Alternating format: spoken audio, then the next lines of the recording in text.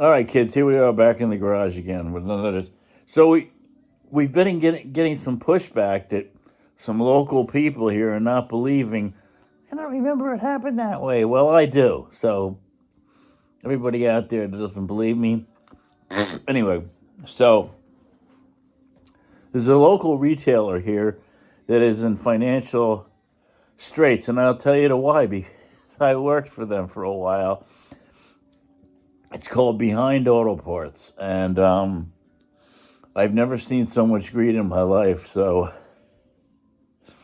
I look in the paper and I'm looking for a job. So they said we need an engine builder. So I'm like, oh, that'd be great. I like to build engines. So I put on my shirt, my white shirt, my tie, my khaki pants, and I go down here to the local headquarters of this place. And I was in corporate America most of my life, so I understand which way the wind blows in these places. But I've never seen the wind blow like this in any place. But then again, I never seen the wind blow like that in the other place. So here you have one, and then you have the other. It's like two different ends of the spectrum. So anyway, I knew when I walked in for the interview I had the job because I think nobody ever put on a shirt and tie and khaki pants and decent shoes and combed his hair. What's little left of mine? And so the guy goes like, show my resume, and he goes, he also took note of my physique too, because, in those days I had quite the physique. So he said, when can you start? I said, whenever you want me. So he goes, okay. What the job entails is you take phone orders from motors over to. So I'm like, well, that's not what I thought, but it paid good, and I thought at my age, whatever age I was able to ride a desk. Kids, I'm never going to be able to ride a desk.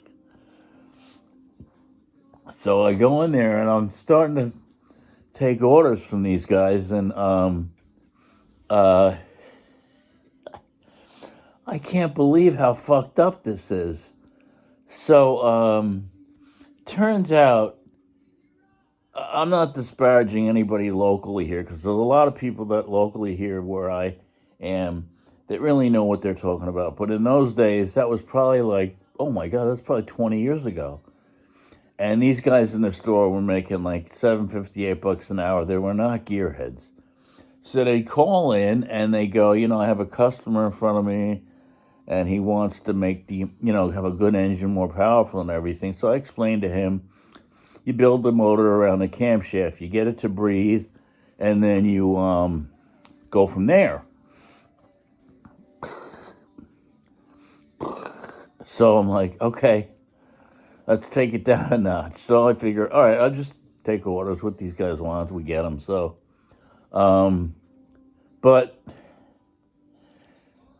I can't even believe they did this. They sent these engines out, reman engines, whatever they needed, I guess. I don't know what happened.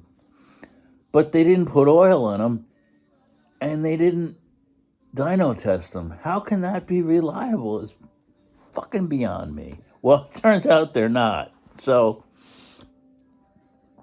and now they're not taking one. Let me go one step further. They're also ordering transmissions. So how did the transmissions come to the store guy?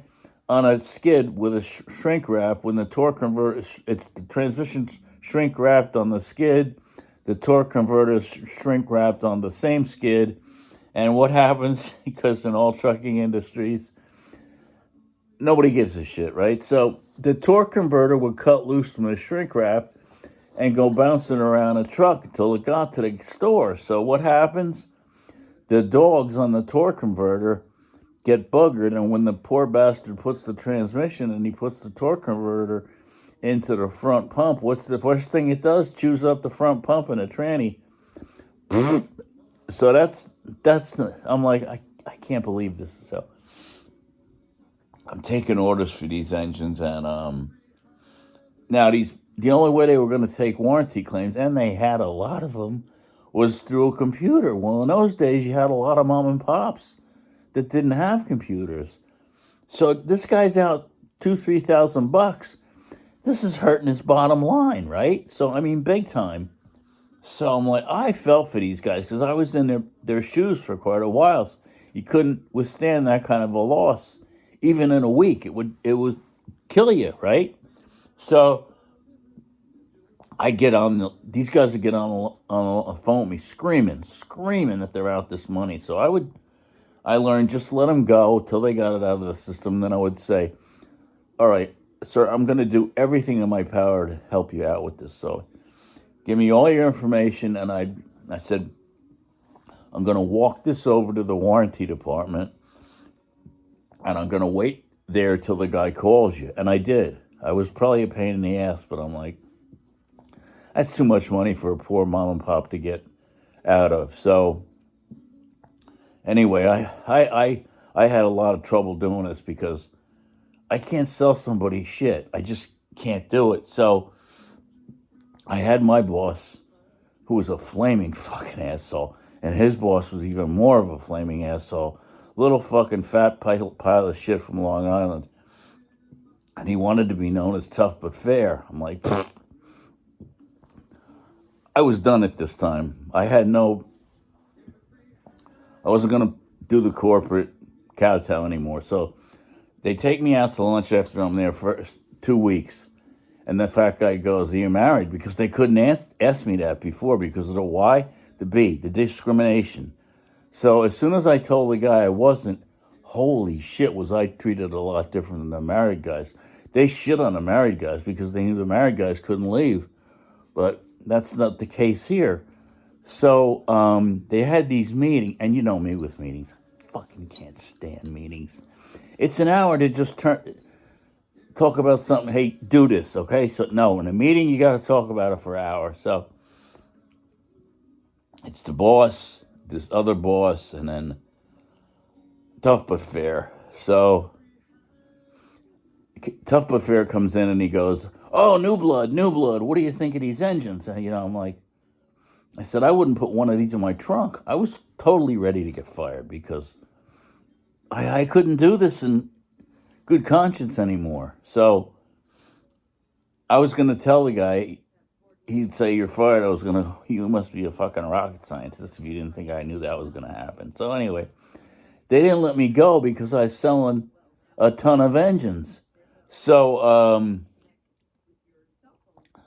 I don't remember how many engines a day I was selling, but I was, it's easier for me to do the job and get the fuck out, take your money, go home. It's not really my fault that they're selling shit, but I knew at some point I had to get out. So I'm selling all these engines. I'm selling like probably, I guess, 25% more than all the other guys taking the orders. So Tough But Fair and this other guy called me into his office one day and goes, "You're selling so many engines. Can you sell more?" I said, "Absolutely, I could sell more." "Oh, that's great. Great, great." I said, "Yeah, pay me $1 an engine and I'll sell the shit out." "Oh, we can't do that. We can't do that." I said, "Well, then I can't do that either." Ah, no companies. I have no company spirit. Nothing. I'm there for one reason, the paycheck. So, I don't like this guy I'm working for.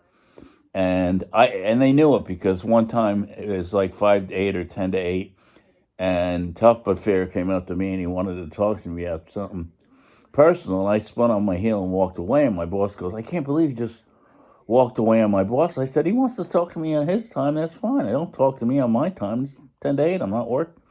I ain't waking yet." So anyway, this whole situation changes, and this guy comes, this new guy, Danny.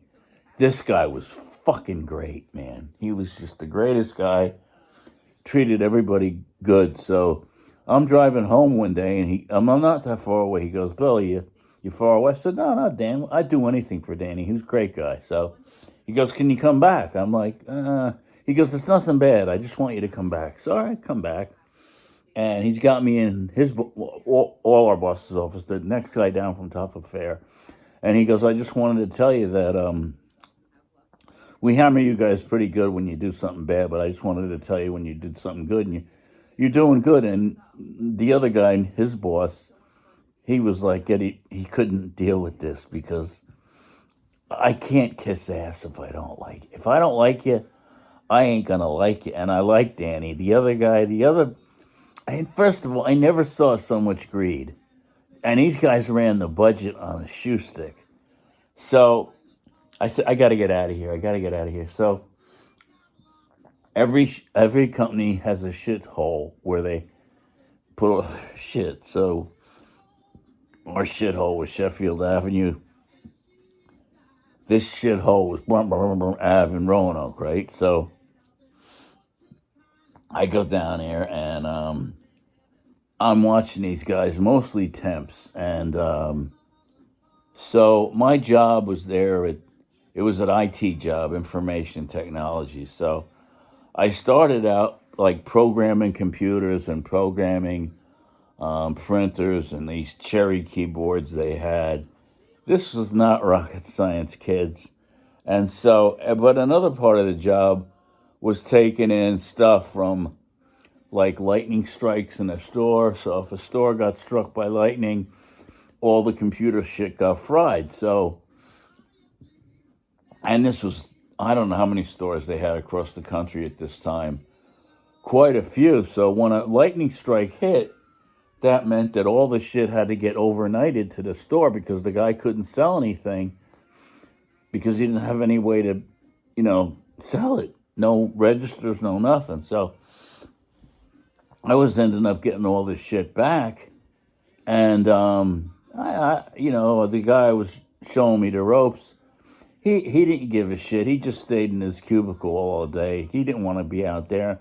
I don't really like sitting at a desk, so I didn't mind doing the physical part of it. So you looked at it, it came in these big boxes, I guess 5 by 5 by 5, and it was, they just packed all shit, and you found all sorts of shit that they're filling in there: money, cigars, liquor bottles, anything that would be in the store that somebody would have inadvertently fall out of their pocket and drop in a box. It was a big box, and so they're filling it up with monitors, keyboards, computers, the desktop computers, printers, because everything would fry. So they told me just take the box out, take all the shit out of the box, and throw everything in a compactor. So I'm filling up a compactor a day of shit. So everything's going great, and so I don't know what was going on with management. So we get a note from the garbage company says you can't throw monitors or anything else in the garbage because it's considered environmental waste, and they weren't going to take it anymore. So this guy that's working down at Roanoke, a nice guy, and so he goes, all right, put 2 monitors in today and see what happens. So the next morning, there's 2 monitors on a loading dock outside the door that says, you put any more garbage in our garbage, we're not going to pick up any garbage for this company in the entire city of. So I'm like, so I go in and tell him, and he goes, well, I'll have to get back to you. So anyway, they fired that guy that afternoon. I see him driving away. And what happened to him? So I'm like, well, I guess he's gone. So I had been doing this, and this is way before this happened. This guy shows up on a loading dock, and he's got a shirt and a tie on. Seems like a nice guy. And he goes, what do you do with all the monitors and everything that come back? I said, I throw it out. Don't tell me that. I can sell this to somebody in Phnom Penh, or I don't know where the fuck he's selling it. So he says, please take my card, and if anything changes, let me know. So I'm like, all right. So now I'm rudderless. I don't have anybody to tell me what to do. It's just me and the guy in the next cubicle, right? And he's got his little Palm Pilot out there all day. He's looking at shit on Palm Pilot and chewing his pumpkin seed. I don't know what's going on. So now I got this shit pile. I mean, and this place is another fucking gigantic place. And it flooded because there was a river next to it. And it's just, So I call this guy on a whim. And I go, listen, everything changed here. You want this? Oh, yeah. Yeah, yeah. I said, well, how are we going to do this? I said, I'm going to have a 53-foot load a week. Wow, really? I said, yeah. I said, but I don't have access to a dock, and I only have an hour span that I have access to a forklift because these guys are running, packing up this shit, and they go to lunch from 12 to 1, and that's the only time I can get on a forklift because these guys constantly ran these forklifts all over the place. Oh, yeah. I said, well, how do you want to get it out of here? He goes, I'll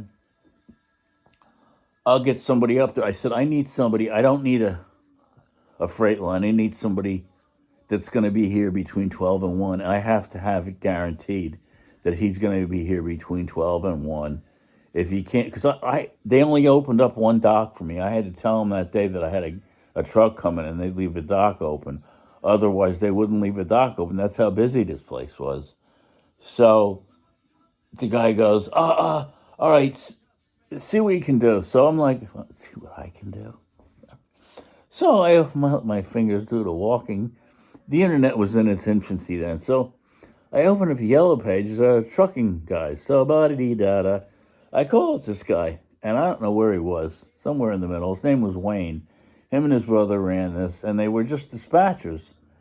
Nice fucking guy. And I go, Wayne, I'm going to need a guy here every week, 53-footer, and I'm going to need him here for an hour, but I need him here when he's between 12 and 1, right? And he's going to get a piece of the pie, right? I'm getting squatted a pie, right? So he goes, oh, yeah, I can make that work. So I go, you sure? He goes, yeah, I get an owner-operator down there, and these guys, they make money because they have to show up on time. This shit had to go down to Atlanta anyway.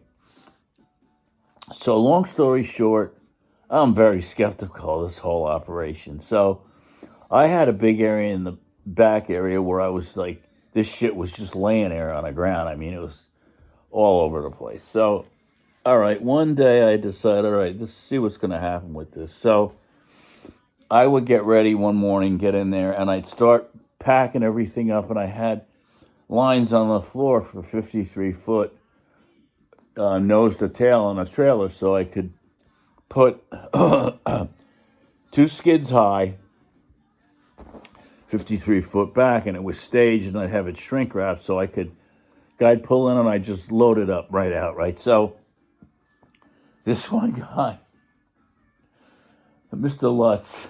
Mr. Lutz was great. I loved him.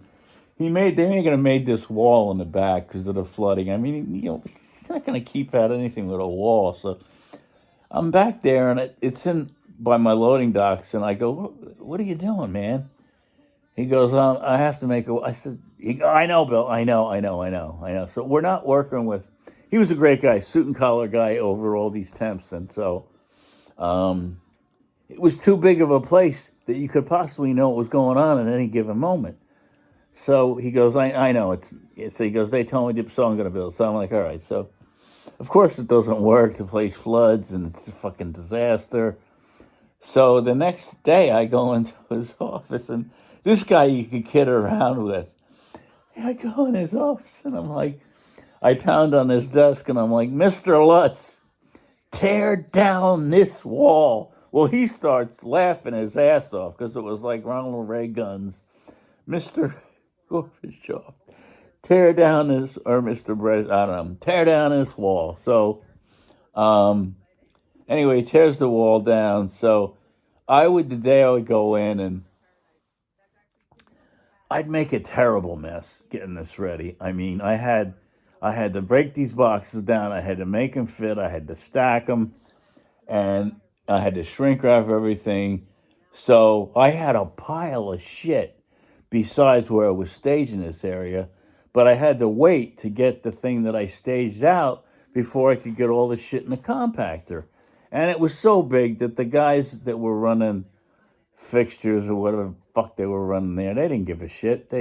So Mr. Lutz would come by, oh, what's this mess? And I'm like, And he didn't know the names of any of the temps. I'm like, that's fucking Frank. He goes, Frank? I go, yeah, that temp does this every week. He makes this fucking mess. Fucking Frank. So he just shakes his head and goes, fucking Frank, and walks away. So the first week, and these owner operators, these were good guys. These were classy guys. They weren't your typical Teamsters. You know, they didn't give a shit. These guys gave a shit. They had nice trucks. They had nice trailers, and they were on time because they made this was their money, owner operator, right? So the first guy shows up. Never the same guy. Never the same guy. First guy shows up. He's there at 11:30. I said, all right, you got a dock open, back in as soon as you see the docks open. So half an hour, 45 minutes later, bing, bang, boom, things loaded. Off the guy goes to Atlanta. The whole load of shit gets cleaned up. And so I call Wayne again another week. Next week, I said, I need a guy here Wednesday. Okay, but I'll have a guy there Wednesday. So Mr. Lutz to come by, and he's like, look, is this that fucking Frank again? I'm like, fucking Frank again? He did it. Oh, fucking guy. I'm going to have to talk to that guy. There was no Frank. I was fucking Frank.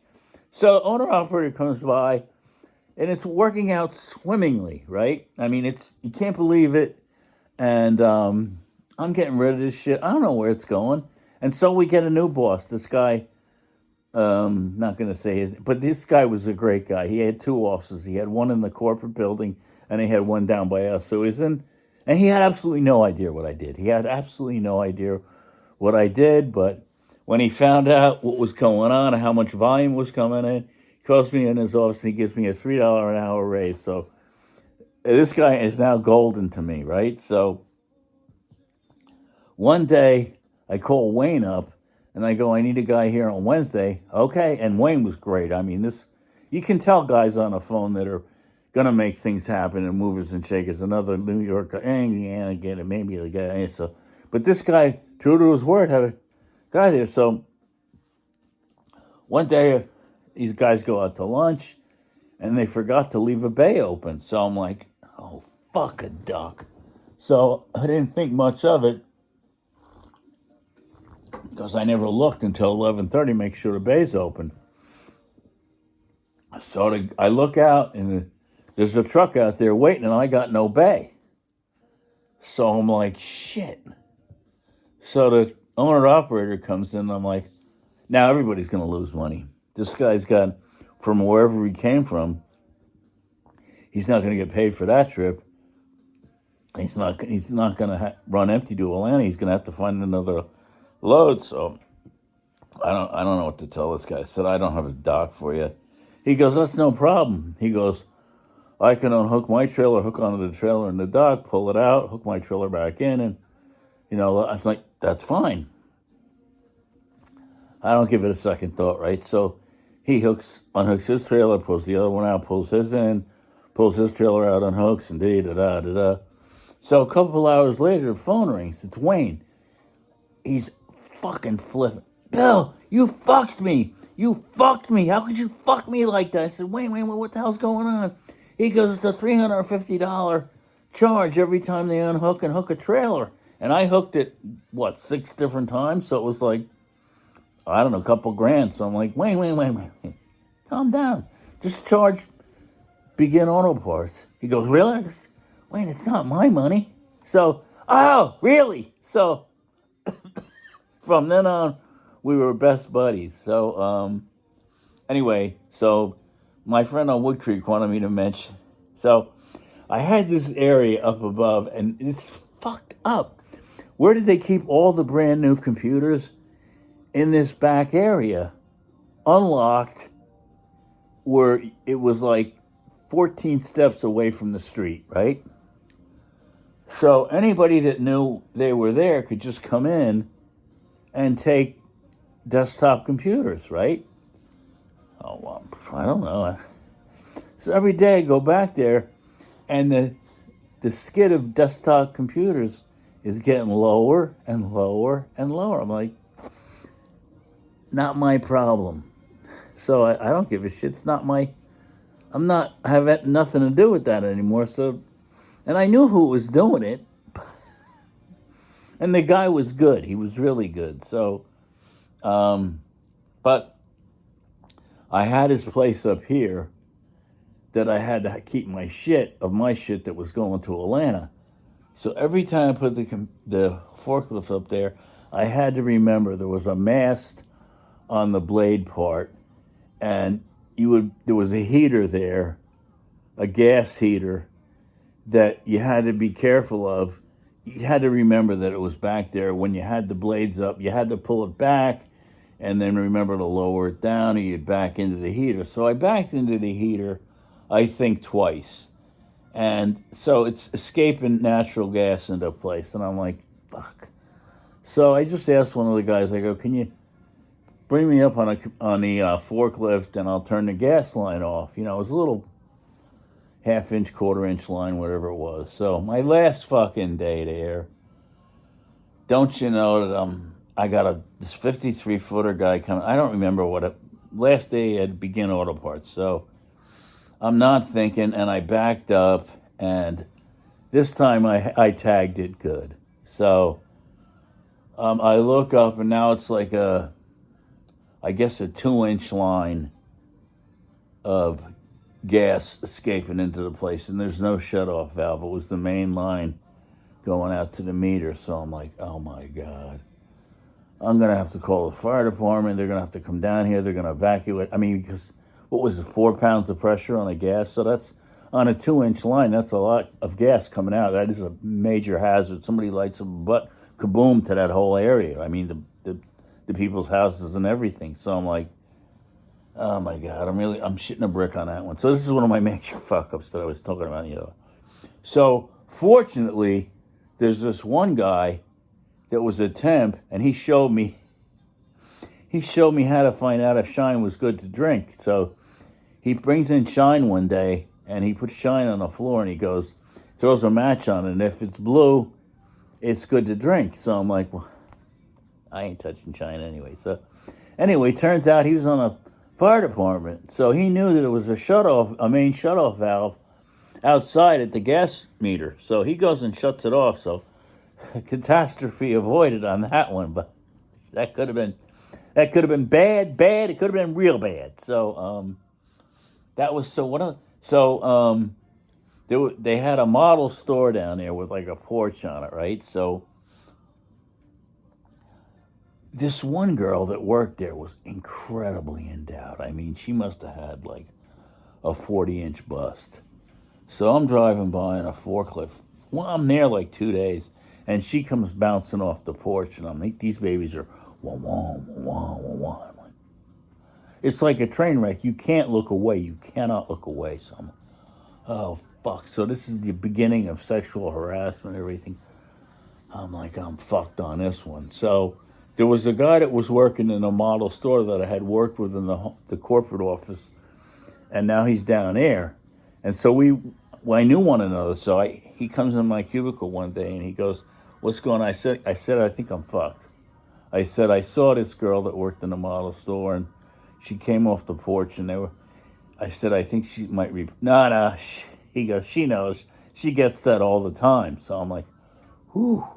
So anyway, the place floods, right? I mean, this place was in a gully, and so there was a big street that came down, and all the water would come down into the street and fill up the loading docks, and then it would go into the river, and it would all flood. So you get like the whole loading dock would fill up, and then you get like 6 inches of water in the entire building. So, and of course, they had pumps, a whole bunch of big pumps that would handle the water in the docks that would save it from flooding the place. But did they ever exercise the pumps?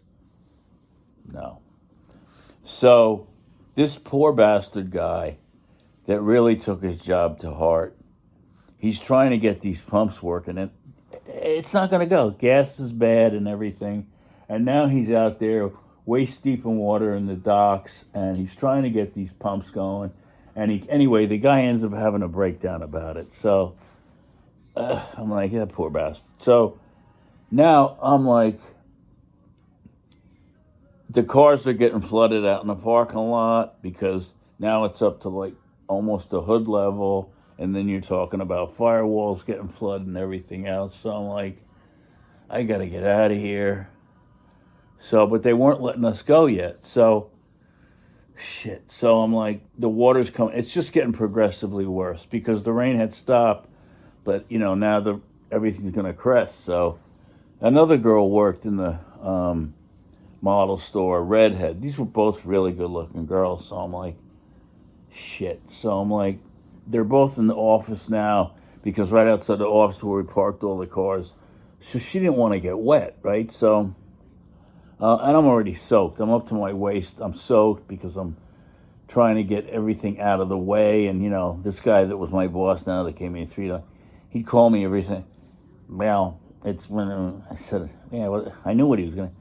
Is everything high? I'm like, yeah, it's high. He go, I know. I have to ask you. They make me ask you. So I'm like, no, it's all high. It's good. So anyway, this girl, she's sitting at the door, flaming redhead, and I could see she was worried how she's gonna get out. She was like a waft of a thing. So I'm like, I had dealt with floods, as you well know, from the flood tenement in Oakland. So I said to her, do you want me to carry you out?